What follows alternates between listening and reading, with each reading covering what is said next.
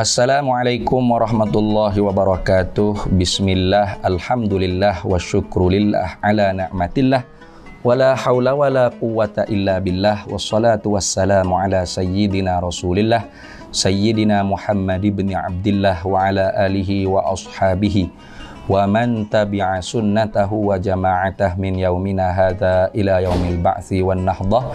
Amma ba'du, para penonton yang dimuliakan oleh Allah, wabil khusus para warga Nahdiyin dan Nahdiyat di dalam pengurus cabang istimewa Nahdlatul Ulama Malaysia. Kita dikurniakan oleh Allah Subhanahu wa taala sepanjang malam di dalam bulan Ramadan yang tidak kita buat pada malam-malam selain daripada bulan Ramadan, iaitu Qiyamul Lail.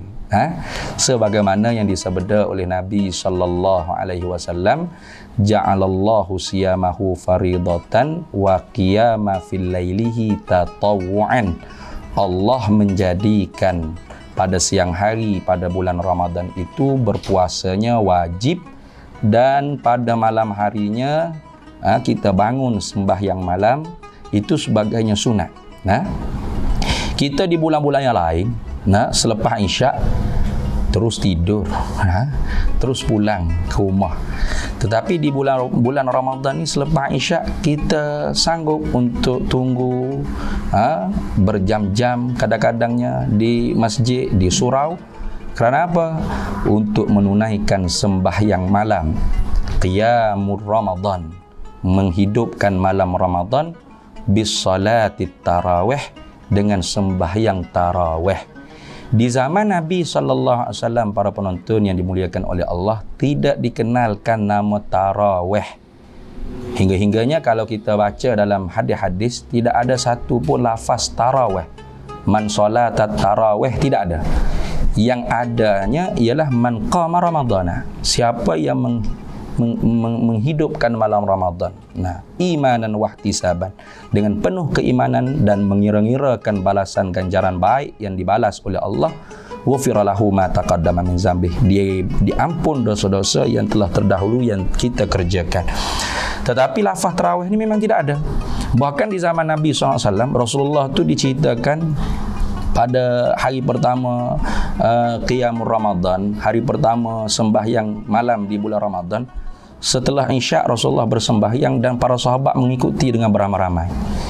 Kemudian malam seterusnya Rasulullah itu setelah isyak Rasulullah pulang ke rumah. Sahabat menunggu-nunggu di dalam masjid Nabi sallallahu alaihi wasallam untuk sembahyang bersama dengan Nabi.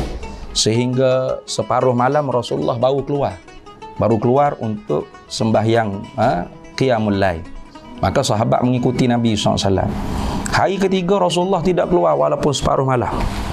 Sehingga hampir sepertiga malam sahabat menunggu Rasulullah untuk keluar. Maka Rasulullah baru keluar. Dan para sahabat mengikuti Rasulullah SAW sembahyang Qiyamul Lail. Kemudian hari seterusnya dan seterusnya Rasulullah tidak keluar. Sehinggalah sahabat bertanya, ya Rasulullah, kami menunggu Rasulullah untuk sembahyang bersama-sama Qiyamul Lail, tapi kenapa Rasulullah tidak keluar? Rasulullah itu bimbang malaikat itu turun untuk mewajibkan sembahyang tiap-tiap malam di bulan Ramadan. Inilah rahmatnya Rasulullah SAW. Tidak mahu memberati kita umat Nabi yang mana semakin lama semakin dhaif imannya. Walaupun kalau kita baca dalam kitab-kitab fiqh, semuanya bersepakat ulama bahawasanya rakaat tarawih itu 20 rakaatan, iaitu 20 rakaat. Hingga sampai sekarang Mekah Al-Mukarramah pun sembahyang tarawih 20 rakaat. Ini dijadikan oleh Sayyidina Umar bin Al-Khattab. Jadi tidak timbul sunnah Sayyidina Umar, kerana Nabi SAW kata, alaikum bisunnati wa sunnatil khulafa'ir rasyidin al-mahdiin. Berpeganglah kalian dengan sunnahku dan sunnah khulafa'ir rasyidin. Tidak syak dan ragu-ragu lagi, Sayyidina Umar ialah khulafa'ir rasyidin. Dan Sayyidina Umar lah yang menghimpunkan sekalian manusia untuk sembahyang tarawih, untuk sembahyang Qiyamul Ramadan, Qiyamul Lail di dalam bulan Ramadan dengan satu orang imam. Sehingga selesai 20 rakaat, Rasulullah kata, Nabi Sayyidina Umar bin Al-Khattab kata, ni'matu bid'atu hadhihi. inilah sebaik-baik bid'ah. Inilah sebaik-baik bid'ah. Yang ini artinya tidak diadakan oleh Nabi sallallahu alaihi wasallam dalam bentuk 20 rakaat yang cukup kemudian dengan seorang imam. Nah, dijadikan oleh Sayyidina Umar seperti itu. Nah, maka daripada perbuatan Sayyidina Umar inilah para alim ulama mengambil faham hukum, iaitu rakaat tarawih itu 20 rakaat. Cuma di zaman Imam Malik, apabila Ahlul Madinah melihat Ahlul Makkah bila sembahyang tarawih 20 rakaat, dia 4 rakaat, satu orang panggil rehat. Tarwiha dia panggil ni. 4 rakaat, 1 rehat. 4 rakaat lagi tarwihatani, 2 rehat. Kemudian 4 rakaat lagi barulah tarawih. Barulah orang panggil beberapa rehat yang lebih daripada 2 rehat. Jadi di Ahlul Makkah mereka sembahyang 4 rakaat, kemudian mereka bertawaf 7 kali. Nah, kemudian 4 rakaat lagi mereka, 4 rakaat tu 2 salam lah, jangan 4 rakaat 1 salam. 4 rakaat 2 salam, mereka bertawaf 7 kali. Timbul rasa orang panggil apa? Cemburu di dalam penduduk Madinah. Mereka tidak boleh bertawaf karena tawaf tu ibadahnya hanya pada Kaabah. Tidak boleh bertawaf dinding lain daripada Kaabah. Maka dengan ijtihad Imam Malik ditambahkan lagi rakaat sembahyang tarawih di zaman Imam Malik khusus untuk ahli Madinah 36 rakaat supaya menyaingi, membetuli, mempersamai dengan pahala penduduk Mekah yang mereka itu 4 rakaat boleh bertawaf 7 kali, 4 rakaat boleh bertawaf 7 kali. Jadi di tanah Melayu kita ni timbul orang panggil satu pandangan yang mengatakan tarawih itu 8 rakaat. Kerana berdasarkan hadis Aisyah kata, aku tidak melihat Nabi sembahyang di bulan Ramadan atau di luar bulan Ramadan melebihi 11 rakaat. Setengah alim ulama kita mengatakan hadis itu tidak kepada tarawih. Kerana apa? Qarinahnya Sayyidatuna Aisyah mengatakan, tidak aku lihat Nabi sembahyang di malam hari sama ada di bulan Ramadan dan di luar bulan Ramadan.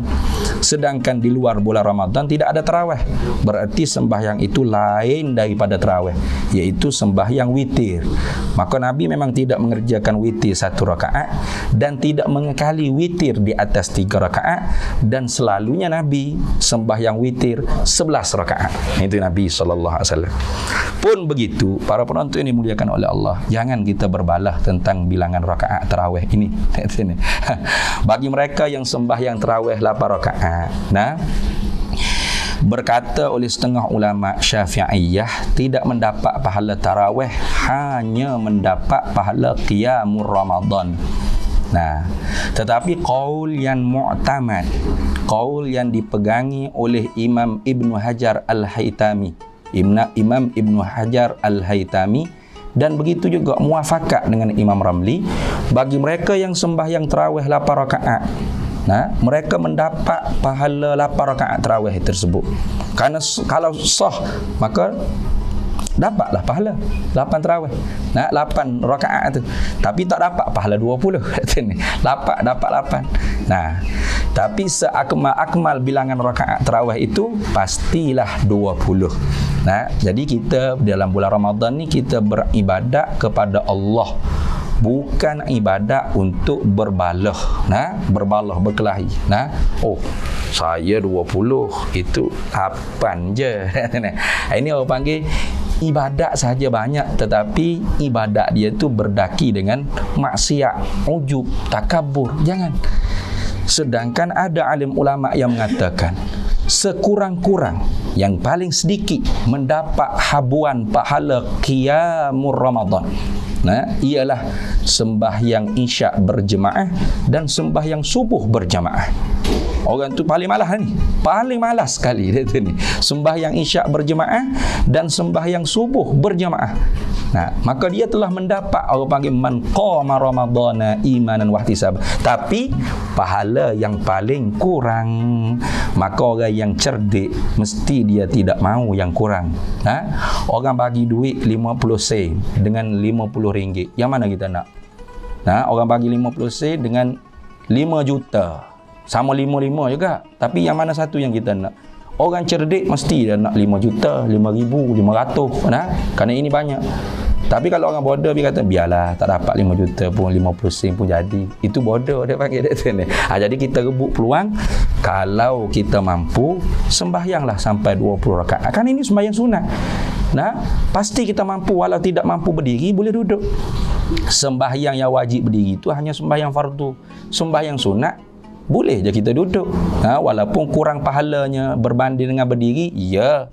Nah, karena as-sawab ala qadri ta'ab. Nah, pahala tu diberikan dengan qadar kepenatan.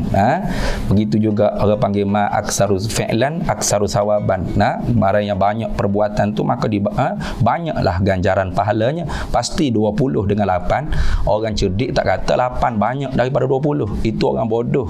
Nah, tak tahu membilang, tak tahu mengira-ngira. Pasti dah 20 banyak daripada 8. Tetapi nah, yang paling penting dalam ibadah itu ialah keikhlasan, khusyuk dan menzahirkan sifat ubudiyah kepada Allah Subhanahu wa taala. Jadi jangan berkelahi. Nah, orang yang nak sembahyang 8 silakan. Orang nak sembahyang 20 itulah yang sebenar-benarnya rakaat tarawih. Dan jangan kita rasa takabur kerana kemampuan kita untuk sembahyang 20 rakaat lebih hebat daripada orang sembahyang 8. Bahkan Allah Ta'ala menilik kepada hati kita, innallaha la yanzuru ila suwarikum wa a'malikum wa ajsadikum walakin yanzuru ila qulubikum. Allah tidak melihat rupa zahir kita, pakaian kita. Amal zahir kita itu tidak ditilik dengan tilikan yang pertama dan utama. Yang ditilik oleh Allah Ta'ala, yang dilihat oleh Allah Ta'ala dengan tilikan yang pertama dan paling utama ialah hati-hati kita. Jadi teruskan beribadat kepada Allah, jangan kita berbalah. Peganglah pendapat ulama. Dan kalau kita nak buat 20 rakaat tapi tak mampu juga nak berdiri, duduk pun boleh. Ma la yutraku julluhu la yutraku kulluhu. Benda yang kita tak mampu nak buat semua sekali, jangan kita tinggal semua sekali. Jadi kita tak mampu 20 rakaat tu berdiri, duduk pun tidak mengapa. Bahkan kita dapat sempurnakan, orang panggil bilangan pahala kesempurnaan rakaat tarawih, iaitu 20 rakaat. Itu daripada saya sekian. Mudah-mudahan dapat manfaat bagi para penonton yang muliakan oleh Allah. Wallahul muwaffiq ila aqwamit thariq. Wassalamualaikum warahmatullahi wabarakatuh.